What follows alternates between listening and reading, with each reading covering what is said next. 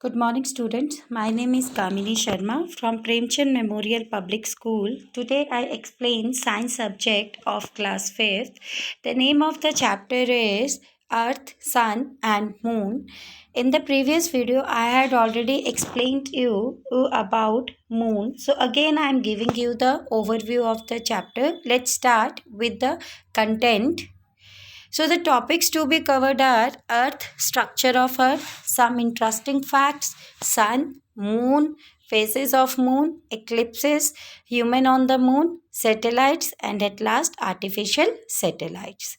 So बच्चे already मैं आपको ये हाफ चैप्टर पढ़ा चुकी हूँ बट मैं फिर से आपको कुछ टर्म्स का जो है ओवरव्यू दे रही हूँ और आज जो है हम लोग सैटेलाइट्स के टॉपिक को भी कंप्लीट करेंगे. So Earth, the planet Earth on which we live, is a huge ball revolving around the sun. Earth revolves at a rate 108,000 kilometre per hour. अगर हम लोग बात करते हैं अर्थ की तो अर्थ जो है इसको हम लोग एक बॉल कंसीडर करते हैं जो मेनली सन के अराउंड रिवॉल्व करती है जो और अर्थ जो है वो कितनी स्पीड पर रिवॉल्व करती है 108,000 किलोमीटर्स पर आवर की स्पीड पर रिवॉल्व करती है. Scientist believe that earth was formed a million of years ago from a huge cloud of a dust and gases floating in a space. और scientist लोगों का मानना था कि जो अर्थ है उसको मिलियन ऑफ ईयर्स से पहले ही ये आ गया था और उसमें बहुत सारे डस्ट और गैसेस पार्टिकल्स जो हैं वो फ्लोट करते हैं. Over a period of a time, it cooled and hardened. Earth's surface cooled and formed a crust, but the inside of the earth is still a bubbling hot molten. अब जैसे जैसे समय व्यतीत होता गया तो जो अर्थ है वो कूल होता गया और हार्ड हो गया. ठीक है, वो सख्त हो गया. तो जो अर्थ का सरफेस है जैसे ही वो ठंडा होता है तो वो मेनली कौन सी लेयर बना देता है, क्रस्ट की लेयर बना देता है. बट अगर वही बात करते हैं हम अर्थ के अंदर की तो अर्थ के अंदर मेनली क्या होते हैं, बबलिंग हॉट मॉल्टन प्रेजेंट होते हैं. Even today our planet is in the process of a cooling. अगर हम आज की बात करते हैं तो हमारा प्लानट अभी भी जो है वो कूलिंग की ही प्रोसेस की तरफ है. Earth is not a perfect sphere. Earth जो है ये हमारा परफेक्ट स्फेयर नहीं है. It is a slightly flattened at the poles and bulges at the equator. वो लिटिल बिट जो है वो फ्लैटेंड है पोल्स में और उसके बल्जेस हैं इक्वेटर में. It has a diameter of 12,000 kilometres eight the equator और इक्वेटर से उसका डायामीटर कितना है 12,000 किलोमीटर का. Scientist believe that earth is about 55,000,000 years old. Scientist लोगों का मानना है कि जो अर्थ है वो लगभग 55,000,000 साल पुराना है. It is about 150 million kilometres away from the sun. और ये सन से कितनी दूरी पर है, 150 मिलियन किलोमीटर्स की दूरी पर है. See this is the picture of the earth. ये अर्थ की पिक्चर है. सो स्ट्रक्चर ऑफ द अर्थ. अब अगर हम लोग बात करते हैं स्ट्रक्चर ऑफ द अर्थ तो जो स्ट्रक्चर है अर्थ का वो मेनली 3 पार्ट्स में डिवाइडेड है, crust, the mantle and the core. अब क्रस्ट क्या है, it is the outermost layer of the earth on which we live. ये हमारी आउटर मोस्ट लेयर होती है अर्थ की जहाँ पर हम लोग रहते हैं. There are high mountains, deep valleys, plains and deep oceans on the earth crust. इनमें बहुत सारे माउंटेन्स पाए जाते हैं, डीप वैलीज होती हैं, डीप ओशंस होते हैं, प्लेन्स होते हैं जो अर्थ क्रस्ट में पाए जाते हैं. Plants, animals and humans lives on the crust. और प्लांट्स, एनिमल्स और जो ह्यूमन बींग्स हैं वो सब कहाँ पर रहते हैं, क्रस्ट पर ही रहते हैं. Then mantle, it lies beneath the crust. ये क्रस्ट के बाद होता है. Then the core is the centre of the planet. It is about 6,900 kilometre across. The core is very hot. अब जो कोर है ये सेंटर में होता है प्लानट में और इसका जो डिस्टेंस है वो लगभग कितना है, 6,900 किलोमीटर का है और ये काफ़ी ज़्यादा हॉट होता है. See this is the structure of the layers of the earth. ये स्ट्रक्चर मैंने आपको बताया है जिसमें different layers of the earth को हमने रिप्रेजेंट किया है. So sun, the sun is the star in the centre of the solar system. अगर अब हम सन की बात करते हैं तो सन क्या है, हमारा एक स्टार है सोलर सिस्टम में जो सेंटर में होता है. It is a hot ball of A gases that gives off a great amount of heat. ये एक हॉट बॉल होती है गैसेस की जो बहुत ही ज़्यादा अमाउंट में हीट को प्रोड्यूस करते हैं। Life on a earth depends on the light and the heat from the sun. और अर्थ पे अगर हमें रहना है, सर्वाइव करना है, तो मेनली जो है लाइट और हीट पर हम लोग डिपेंडेड होते हैं, और वो हमें कहाँ से मिलती है? सन से। The solar system also contain a planets, comets and the asteroids. और सोलर सिस्टम मेनली किस किस का बना हुआ है? वो प्लैनेट्स का भी, कॉमेट्स का भी और एस्ट्रॉइड्स का भी। दे ऑल ऑर्बिट और ट्रेवल अराउंड द सन। ये सब के सब ऑर्बिट हैं और ये सन के अराउंड ट्रेवल करते हैं। Earth orbits the sun at a distance of about 1500,000,000 kilometre. अब जो अर्थ है वो जब सन के अराउंड रिवॉल्व करता है तो लगभग कितना डिस्टेंस कवर करता है? 1500,000,000 किलोमीटर्स का। See this is the picture of the sun. ये सन की पिक्चर है। सो मून की हम बात करें, the moon is a large natural object that orbits the earth after the sun. It is the brightest object in the sky. Moon जो है सबसे बड़ा नेचुरल ऑब्जेक्ट है अर्थ का, और ये सन के बाद ही आता है, और ये ब्राइटेस्ट ऑब्जेक्ट होता है जो स्काई में अपीयर होता है। The moon is made mostly of rocks. Its surface is very uneven. It is a dry and dusty place covered with the plains, mountains and the craters. अगर हम लोग बात करते हैं मून की, तो जो मून है ये मेनली किससे बना हुआ है? रॉक से बना हुआ है, और इसका जो सरफेस होता है वो बहुत ही ज़्यादा अनइवन होता है। अनइवन का मतलब इसका एक पैटर्न नहीं होता है, और ये काफ़ी ड्राई होता है, और इवन इसमें ये जो है कवर होता है काफ़ी माउंटेन्स और क्रैटर्स के साथ। अब क्रैटर्स क्या होता है? Craters are a huge ditches that were formed when a huge pieces of a rocks called a meteorites crashed on the moon surface. Craters mainly क्या होता है हमारे कि ये जो mountains होते हैं इनमें जो है काफ़ी ज़्यादा जो है ditches लाइक आप कह सकते हैं आ जाते हैं, तो जिनको हम लोग नाम दे देते हैं meteorites का, और ये मून के सरफेस पर अपीयर होते हैं। The moon is about A quarter the size of the अर्थ। अगर हम मून के साइज़ की बात करें तो अर्थ के कंपैरिजन ये 1/4 होता है। Its diameter is about A 3500 kilometre, और इसका डायमीटर कितना होता है? 35 किलोमीटर होता है। There is no atmosphere on the moon. Moon में एटमॉस्फेयर नहीं होता है। So it is a very hot where the sunshine falls. तो जहाँ पर भी सन रेज पड़ती है वहाँ पर ये काफ़ी ज़्यादा गर्म होता है। During the daytime, its surface temperature averages about 107 degree Celsius. अगर हम दिन की बात करते हैं तो इसका जो टेम्परेचर एवरेज होता है वो लगभग 107 डिग्री सेल्सियस होता है। So it takes the moon about 27 days to make one trip around the earth. अब मून को जो है अर्थ के अराउंड एक पूरी रेवोल्यूशन करने में कितना टाइम लगता है? 27 डेज लगते हैं।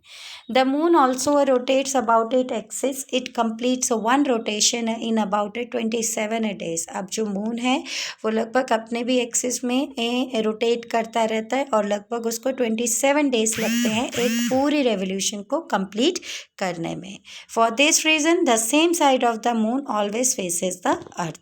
इसी कारण जो मून का फेस होता है अर्थ के टूवर्ड्स सेम डायरेक्शन पर ही होता है। सी बेटा, this is the picture of the rotation और द रेवोल्यूशन कि वो कैसे कंप्लीट करते हैं।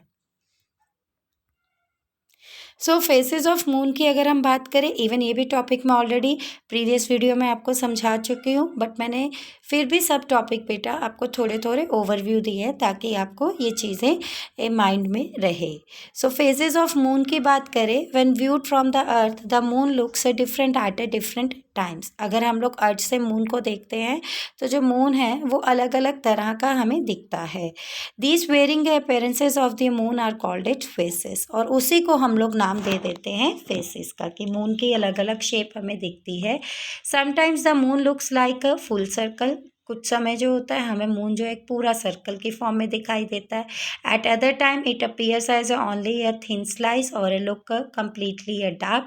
और दूसरी टाइम पे हम क्या कहते हैं कि वो जो है एक थिन स्लाइस की फॉर्म में दिखाई देता है और वो काफ़ी ज़्यादा डार्क दिखाई देता है।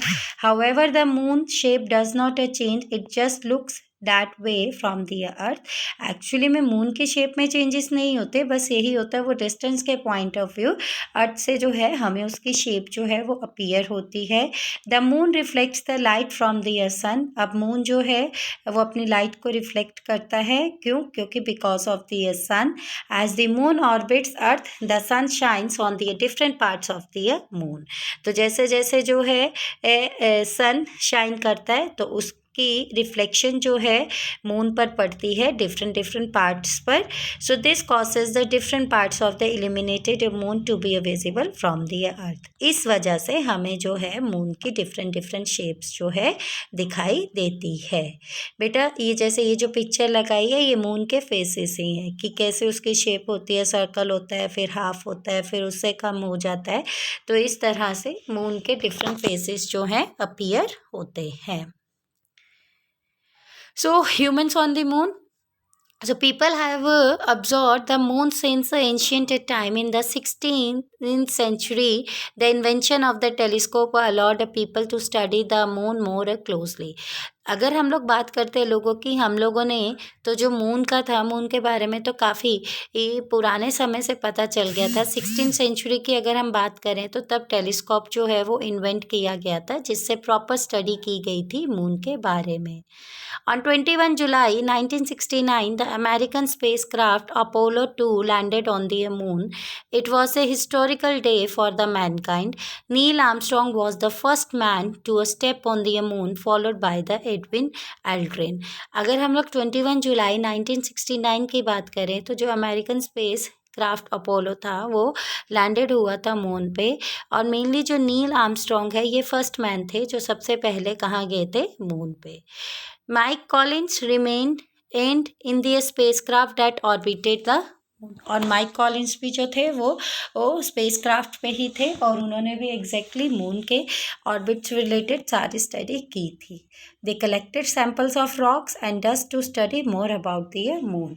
उन्होंने क्या किया था? रॉक्स को और डस्ट को के सैम्पल्स को कलेक्ट किया था मून की स्टडी करने के लिए। So now our topic is eclipse, जो आपको मुझे पढ़ाना है। सो एक्लिप्स क्या होता है? This is a source of a light where as a earth and the moon are the opaque object made of a solid rocks. When earth and the moon come in the way of the sunlight, they block the light and cast a shadow. This event causes an eclipse. अब mainly क्या होता है, जो एक source of light है हमारी सन की, जब वो अर्थ और मून पर या इवन कोई और ओपैक ऑब्जेक्ट्स पर पड़ती है जैसे सॉलिड रॉक्स हो गए, तो फिर जो अर्थ और जो मून होता है वो मेनली इस तरह से अरेंज हो जाते हैं कि जो सनलाइट उस पर पड़ती है वो लाइट को मेनली ब्लॉक कर देते हैं और वो एक शेडो के फॉर्म में अपीयर हो जाता है। तो जब वो शेडो के फॉर्म में अपीयर हो जाता है तो उसको हम लोग नाम दे देते हैं एक्लिप्स का। So lunar eclipse, a lunar eclipse occurs on the full moon night when earth comes between the sun and the moon. अगर हम बात करते हैं lunar eclipse की तो ये तब होता है जब फुल मून पर नाइट पर लाइट पड़ती है, तो जो अर्थ है वो मेनली किसके बीच में आ जाता है? सन और मून के बीच में अपीयर हो जाता है। If there are in a straight line earth will block the light from reaching the moon. In other words earth cast a shadow on the moon and causing a lunar eclipse. अगर हम लोग बात करें कि ये कैसे formed होता है, तो एक स्ट्रेट लाइन बनती है जो अर्थ क्या करता है, उसको ब्लॉक कर देता है उस लाइट को कि वो मून तक ना पहुँचे, जिसकी वजह से उसकी शेडो जो है अर्थ से होकर मून पर पड़ती है और उसको हम लोग नाम दे देते हैं लूनर एक्लिप्स का। See this is the picture of the lunar eclipse. इस तरह से लूनर एक्लिप्स होता है। When the moon is completely in the shadow of the earth, it is called a total lunar eclipse. जब जो moon है उसके completely shadow पड़ती है अर्थ पर तो वो बना देता है लूनर एक्लिप्स को। As the moon revolves around the earth, it moves away and sometimes only a part of it is hidden by the shadow of the earth. It is called a partial lunar eclipse. अब जो moon है वो exactly revolve करता है अर्थ को और वो काफ़ी दूर होता है अर्थ से, तो जिसकी वजह से उसका कुछ ही जो हिस्सा होता है वो अर्थ पर शेडो की फॉर्म में पड़ता है। तो जब कुछ हिस्सा ही अर्थ पे शेडो के फॉर्म में पड़ता है तो उसको हम लोग बोल देते हैं partial lunar eclipse. So solar eclipse, a solar eclipse occurs when the moon comes in between earth and the sun.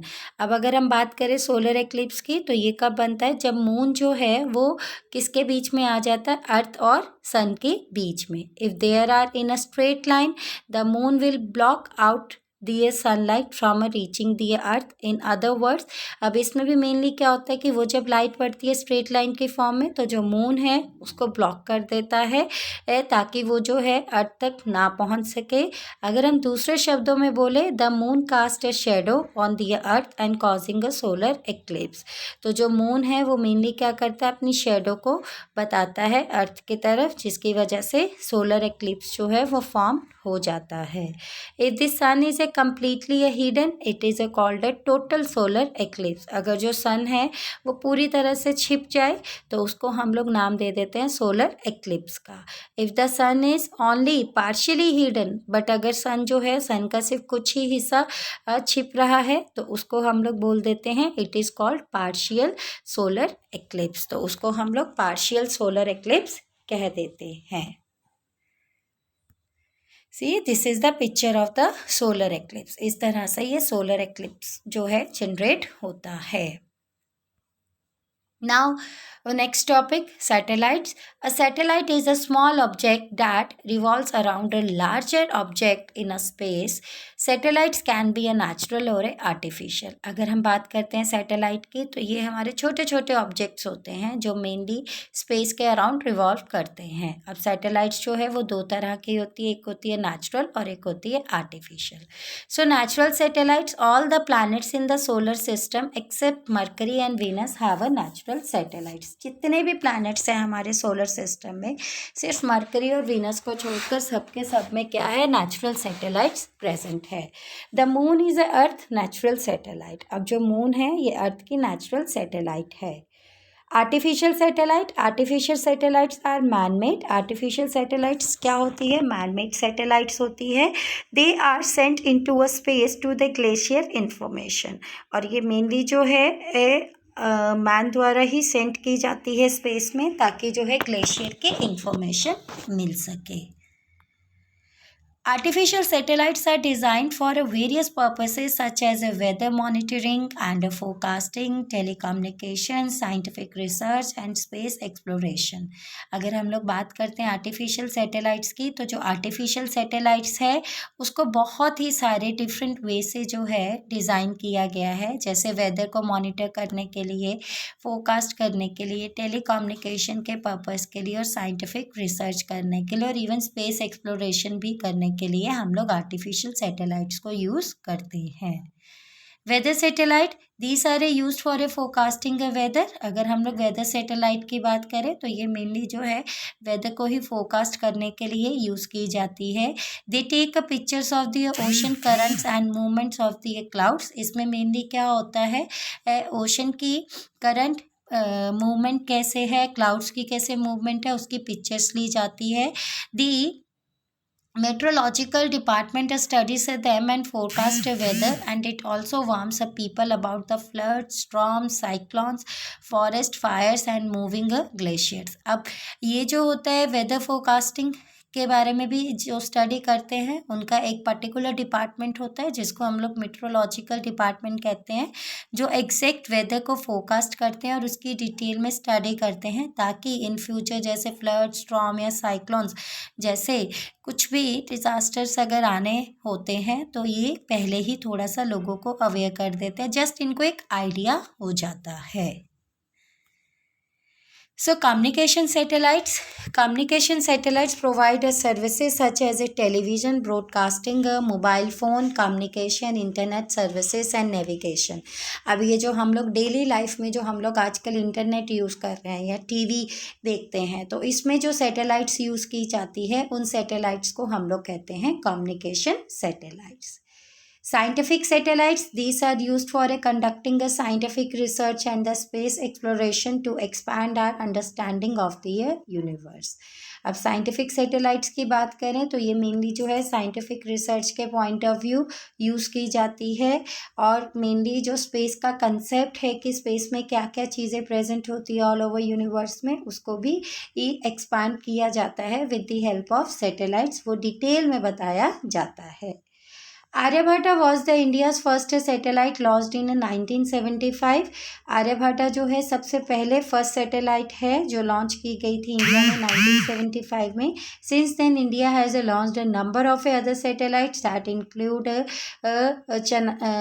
Chandrayaan and one launched in 2008 and Mars Orbiter mission launched in 2013।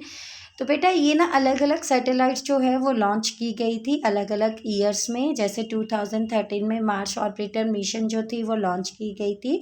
So India has 15 operational communication satellites. तो India की अगर हम लोग बात करें तो उसमें 15 operational communication satellites हैं, जैसे INSAT है, GSAT सीरीज़ है सैटेलाइट्स की, NAVIC है जिसका फुल फॉर्म होता है नेविगेशन विद इंडिया कॉन्स्टिलेशन। तो इस तरह से बहुत सारी एग्जाम्पल्स आपकी बुक में दी गई है। So I have put few of the examples.